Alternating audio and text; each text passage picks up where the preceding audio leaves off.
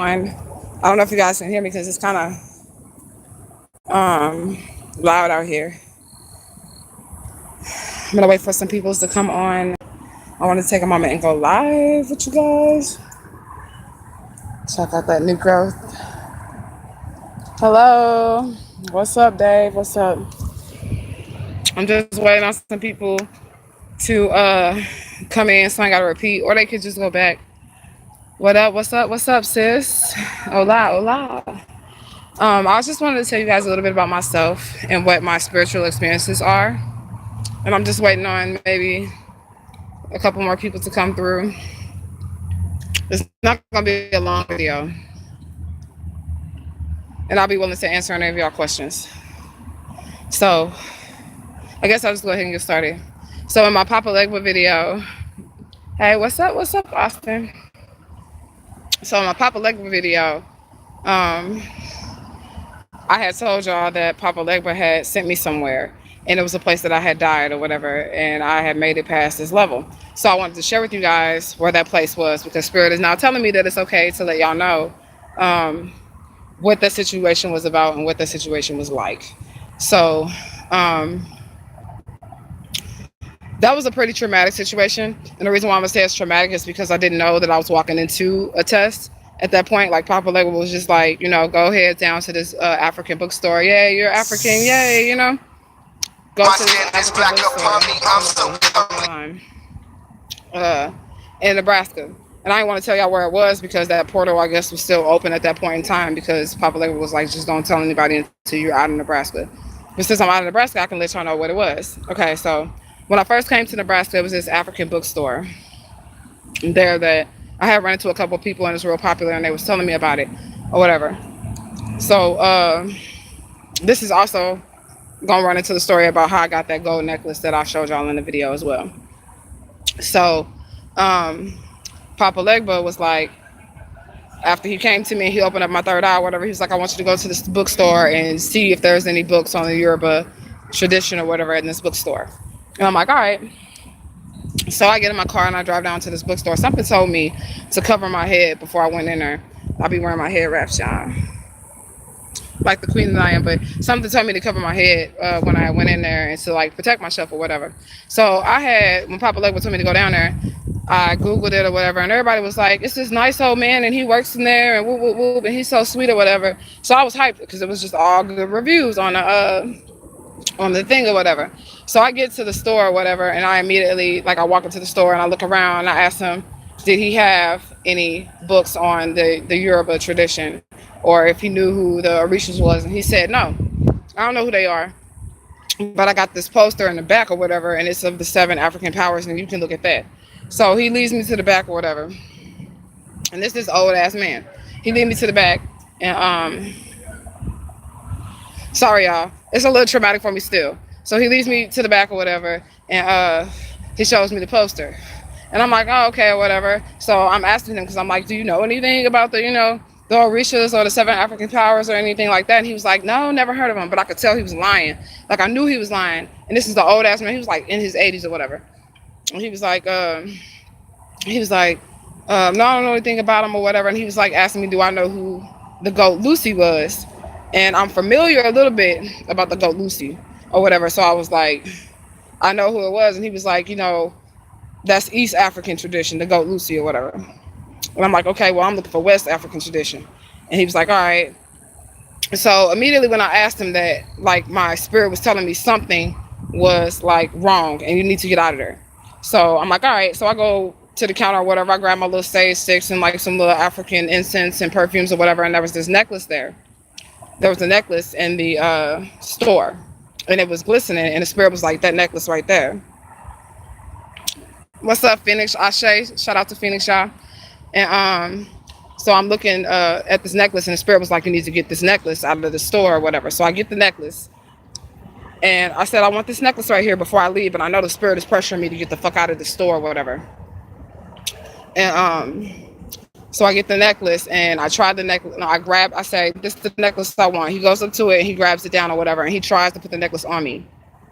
And I was just talking to one of our new subscribers, new members of the Soul Group today about spiritual necklaces or whatnot. So At that point, he grabbed the necklace, and then there was a mirror there, and mirrors are magic. And I looked in the mirror, and he was like trying to put the necklace on my neck, like he had came from behind and was like, "Oh, let's try it on or whatever." And something immediately in my mind from a situation that I had went through before, in which when I opened up a portal, I got sent a necklace to the mail from a random person just off the internet, and it was a beautiful necklace, so I put it on because it was beautiful, but it was cursed. So yeah, that's some fucked up ass shit. So I put the necklace on, and I literally had this necklace on for 6 months of my life, and everything was fucking hell. It was probably like almost 9 months, almost a year. You know what I'm saying? This necklace or whatever that I just received in the mail randomly or whatever, and it came with instructions how to activate it and everything. And I'm like, okay, I'm finna do this, and I did it, and I put that necklace on. And when I put that necklace on, everything in my life went down. My fiance left me. I lost my house. I lost my car. I lost everything in my life. Like literally, I was affected by demons. Demons were coming. They were fucking with me. They would literally like come through technology and torment me, tell me they gonna get my kids and all type of shit. So with that, him trying to put that necklace on me, something was like, if you put that necklace on you, like you're gonna die. Like this end game is over if you let him put that necklace on you. So he tried to come up from behind me and put the necklace on me, and I just like moved his hand out the way, and I was like, nah, you know. But I still got the necklace because the spirit wanted me to get the necklace, which is the necklace that I showed y'all in that video, that gold necklace. And he still wanted me to get the necklace. So I was like, fuck. I got the necklace or whatever. But when I walked into this African bookstore, I had told him, no, when he showed me the back, and he showed me the back of it, and it was like a poster or whatever of the 7 African powers or whatever. It was like a classroom area. It was a big ass table, like a boardroom table in the back of this or whatever. And I was like, oh, so do you guys teach classes here or whatever? And he was like, no. And I immediately had a vision when he said no. This was a place where they were doing rituals. This is a place where they were sacrificing people, like in the basement of it. And that back room that he had took me in was where I was sacrificed in my last life, where I died at in my last life. I did not make it past the Nebraska level. Nebraska is definitely a testing ground for people. So if you ever get sent there, know that you're being tested.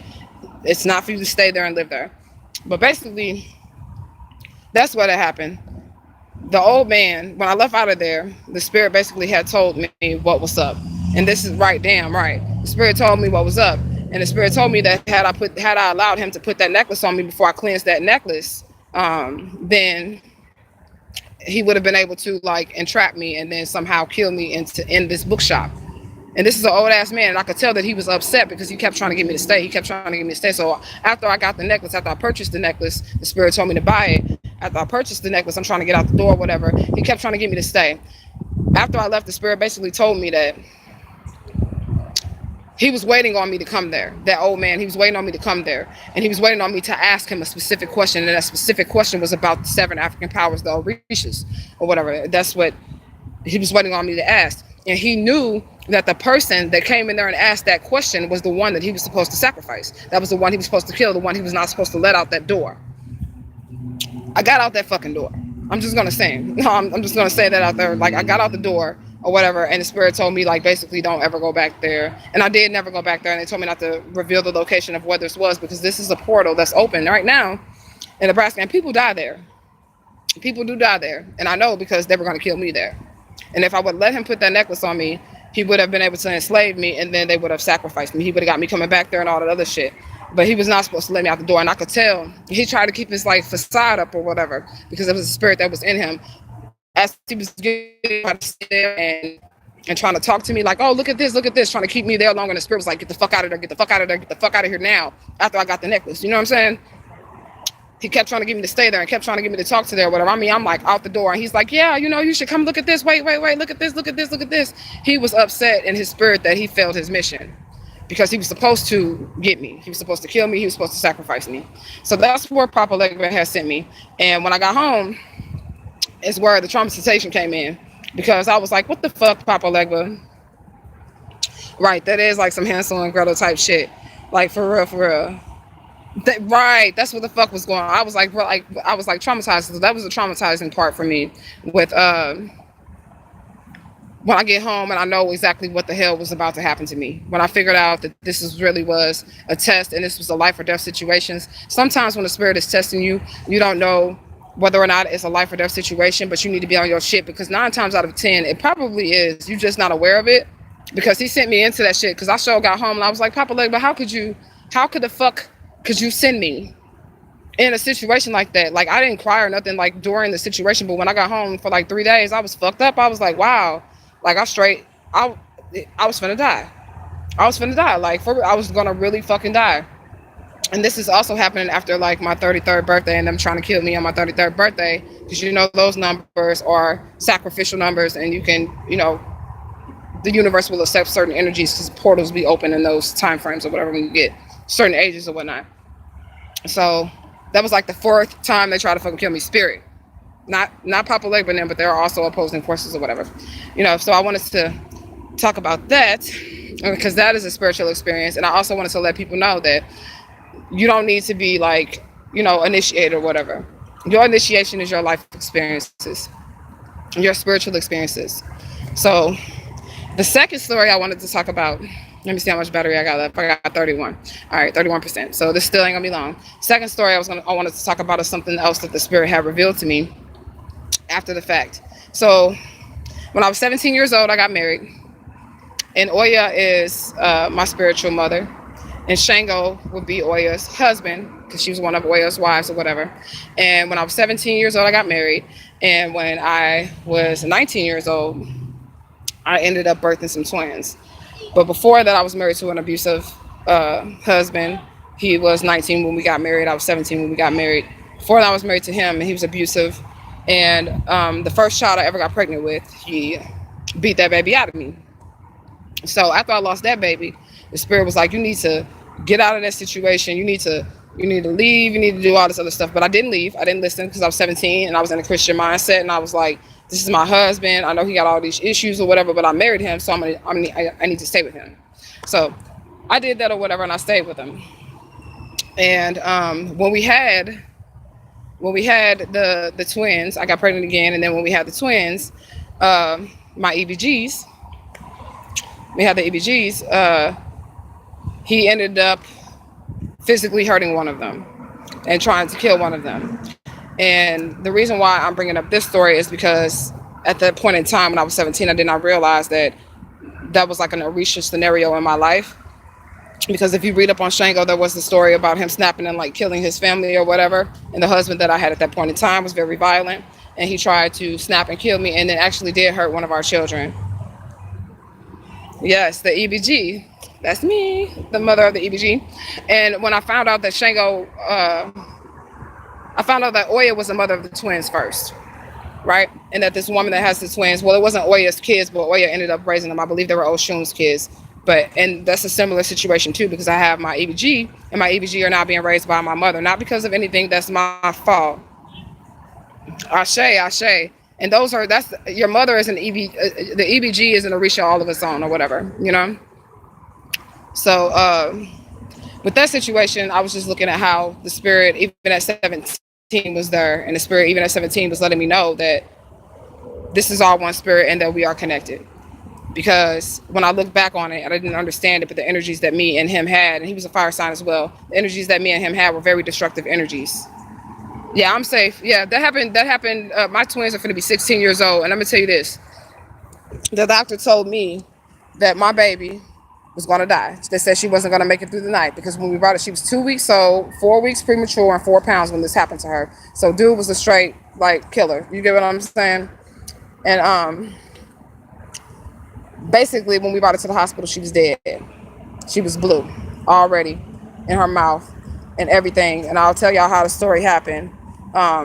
So I had a C-section, and the parent that was supposed to stay up and take care of the children, like make the bottles and give the babies baths, was the parent that got to go to sleep. So that night, it was my turn to be the parent that got to go to sleep. So I give the babies baths, I get their bottles ready and everything, and he didn't get up with them. So I'm getting up with the babies because we're mamas, so we're not gonna let our children go hungry if they're crying in the middle of the night, whether daddy get up or not. Mama's getting up. So I got up with the babies or whatever. So the morning comes, and this was on the news. This was all on the news too, you guys. So this was 16 years ago, and I was still a kid when this happened. But it was all on the news. So he didn't get up. So the next morning comes. One of the EBG was asleep, which is my baby. I'm gonna just call her T. They both start with T, so T1. I ain't gonna give out their names, but T1 or whatever.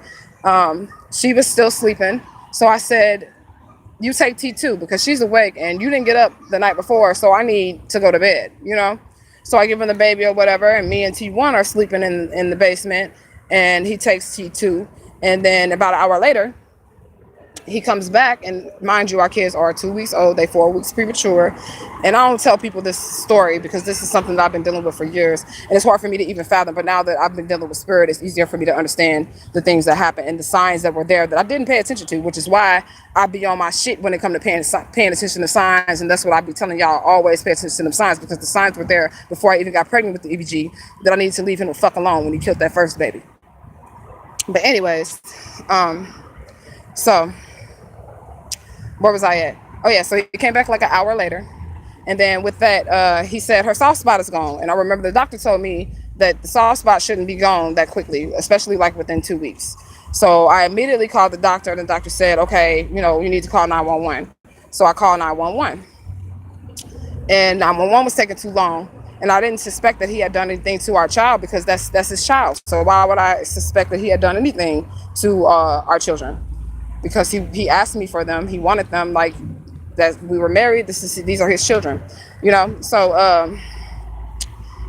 I didn't suspect anything of him. So I ended up leaving T1 with him while I take T2 to the hospital, because I didn't fucking know that he had done anything to T2. So I run upstairs, and it was like an angel. R.I.P. my best friend, Lil Keith. He just passed. I shade to him as well. But his uncle was coming down the street. I mean, he literally just passed like 3 days ago too, Lil Keith. But anyways, I ran out with my baby in my arms, and she was blue. And right when I get to the middle of the street, it's like Lil Keith's uncle. Again, I say rest in peace, Lil Keith. His uncle was coming down the street, and I just jumped in front of his car. And he was like, "What are you doing?" I'm like, "My baby, my baby, my baby." And I'm gonna make a video about Lil Keith too, but I have to get my emotions together because it's still fresh. Like I said, he died last week. He was murdered last week. So I'm going to make a video about him so that we can uplift him and move him on to the next level. But his uncle was coming down the street, and I couldn't even really speak. He said, "What's wrong? What's wrong?" I couldn't even really speak. I could just shove my baby in his face. My baby was blue, and he was like, "Get in, get in, get in." The ambulance didn't even, and that wasn't nothing but spirit, because the ambulance wasn't there fast enough. I just like, as soon as I hung up the phone, I ran up the steps and was like just running in the middle of the street, and he was there. So the spirit knew that the ambulance wasn't going to be there quick enough. So when we get to the hospital, they tell me my baby's going to die. She's not going to make it through the night. All this other shit. He gets immediately arrested because they, when you take a baby to a hospital like that, they like, "Where the other baby at?" So I told him where the other baby is. They like, "Bring the baby to the hospital." So I brought the baby I called him. I said, "You need to bring the other baby up here. T1, bring T1 up here with you," or whatever. T1 get there. They're like, "Can we keep her for overnight observation?" I'm like, "Hell yeah, she was with me. Ain't no issue." You know what I'm saying? Go ahead. Check her out. She's good. She was with me.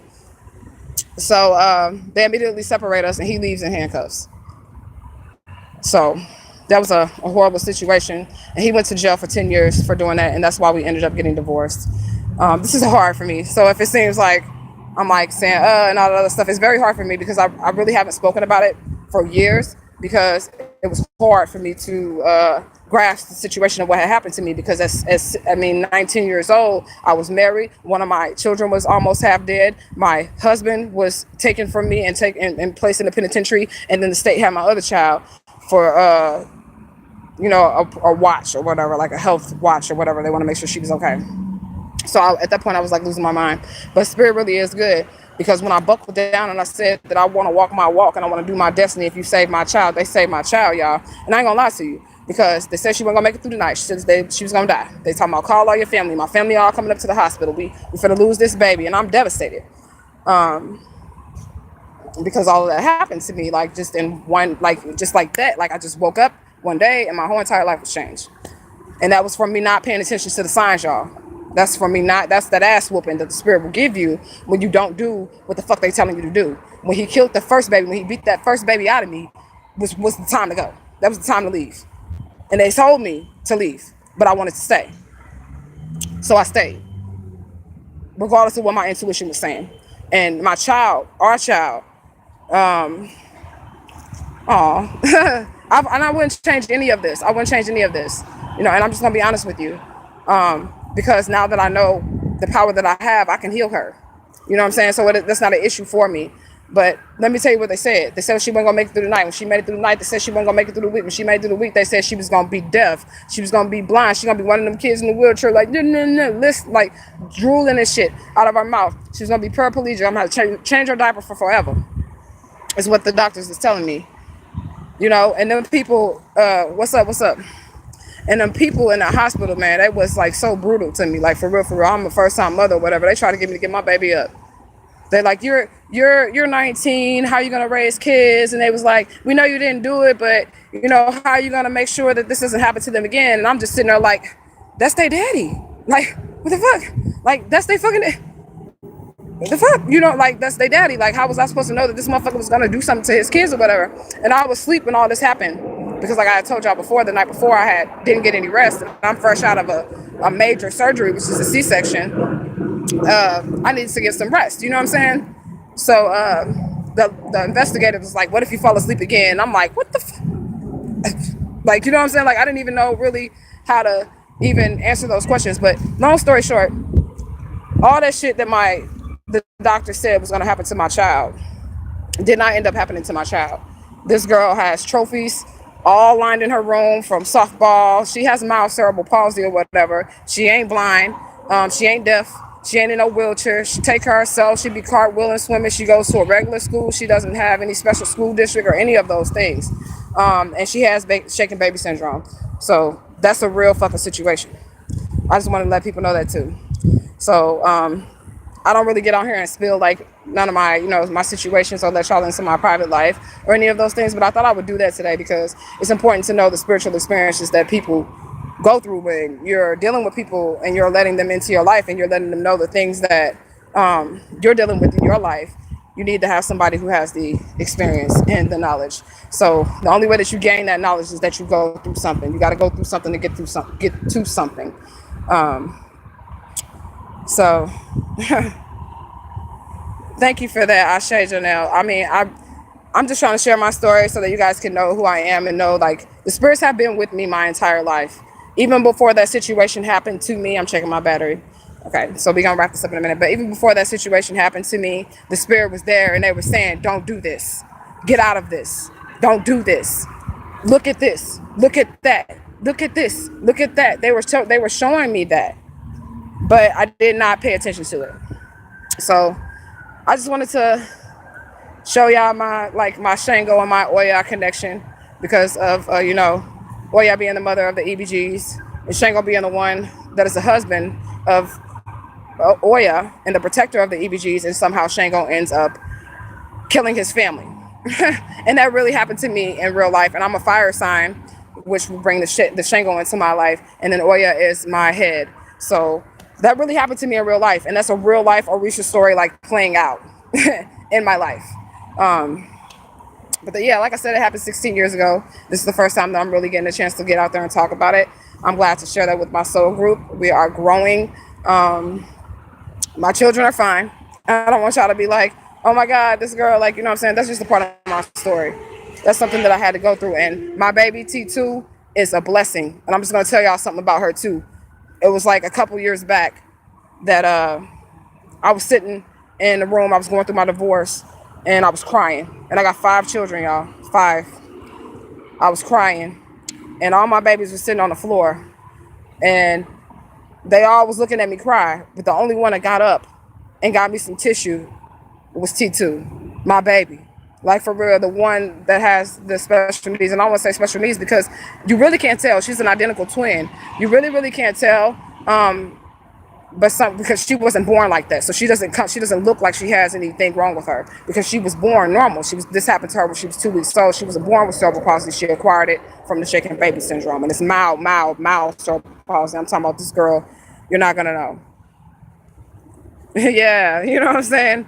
So she's the only one that got me some tissue, and she was the only one that said, "Mommy, don't cry because God loves you and I love you." This is what she said to me when she handed me the tissue, and I'm looking around at these normal ass kids sitting on the floor. I'm looking at them like, what the she the only one that came to me and said, "Mama, don't cry." She knew exactly what to do. And she loves everybody.